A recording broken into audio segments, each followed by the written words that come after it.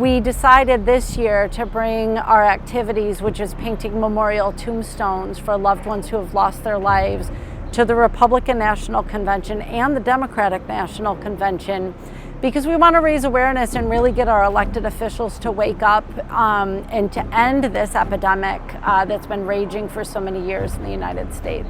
I'm the founder and director of an organization called Truth Farm, which I started 6 months after I lost my son Jeff to a heroin overdose almost 10 years ago, August 5th, 2014. And when I lost my son and I found out how bad the problem was across the United States, I just wanted to help and decrease overdoses. What I learned at that time was only 1 in 10 Americans who sought treatment for their addiction could actually obtain treatment.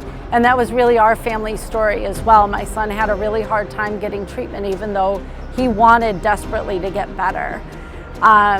Here we are 10 years later. We lose over 100,000 lives each year. Here's the problem. Neither of the parties are doing a great job addressing this epidemic in the United States. We have, since I've lost my son, we've had Republican and Democratic presidents.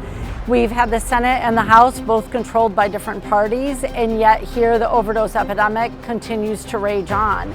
And there's very basic things that we're missing out on in terms of addressing the overdose epidemic.